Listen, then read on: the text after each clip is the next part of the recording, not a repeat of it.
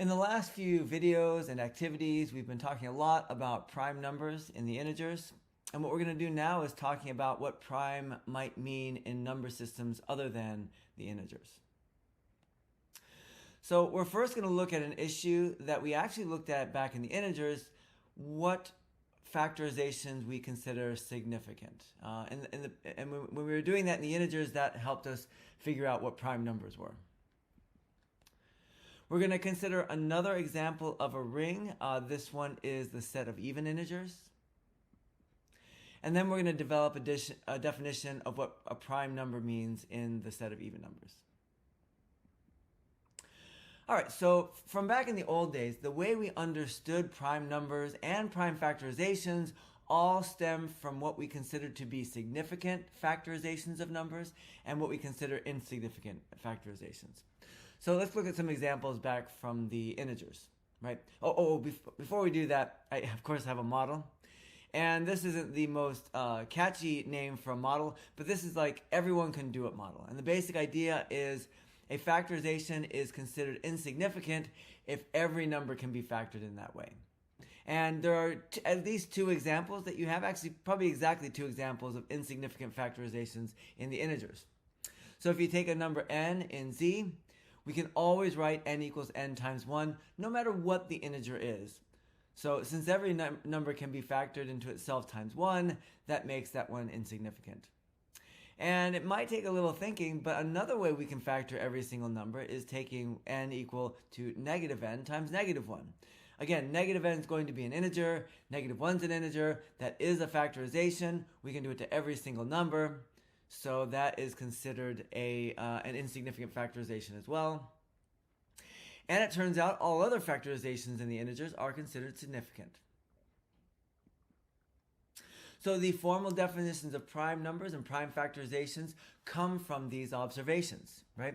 A number is prime if all of its factorizations are insignificant. You can't factor it in a significant way. A prime factorization of a number is a factorization into prime numbers. So once you know what a prime number is, you can do a prime factorization on the other numbers by factoring into numbers that are considered prime. And then our fundamental theorem of arithmetic says every natural number except 1 is prime or has a prime factorization, which again stem from this significant, insignificant factorizations. And every prime factorization of every natural number except 1 is unique. And then we have to, of course, have to define what unique is.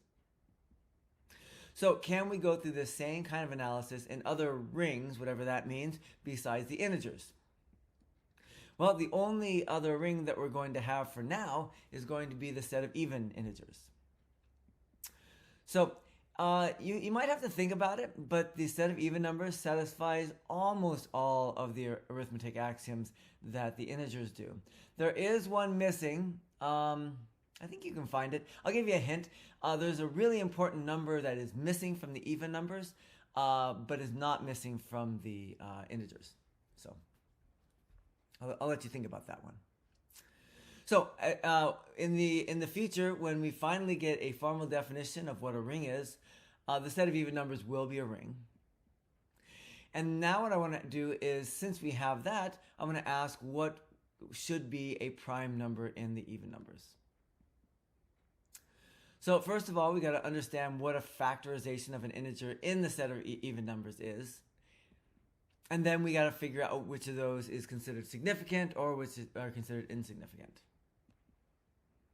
So let n be an even number. A factorization of n in the set of even numbers is an expression of n as a product of other even numbers.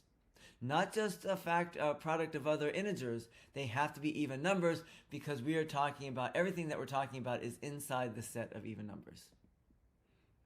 So for instance, if I take the number 10, which is an even number, and write it as a factorization 5 times 2, this is a factorization of 10 in the integers, but it is not a factorization of 10 in the even numbers because, of course, that 5 is not even.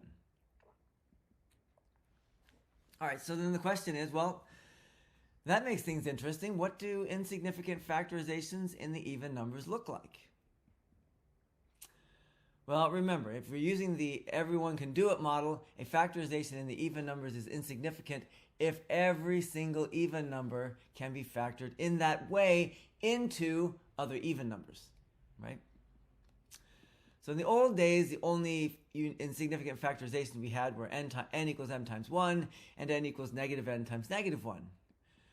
In the new days, those don't work, right? 1 and negative 1 are both odd numbers, and so they don't count in any kind of factorizations.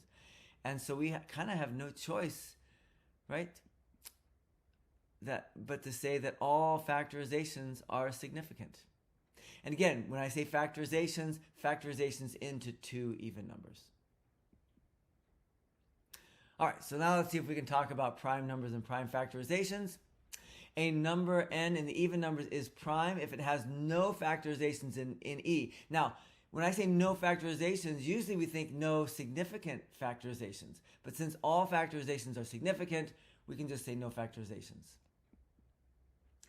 A prime factorization of n, which is an even number, is a factorization of n into prime numbers. And in this case, prime numbers means prime numbers that are even numbers. And then our fundamental theorem of arithmetic, if we have one, so we got to ask this as a question because it's not 100% sure that we even have one.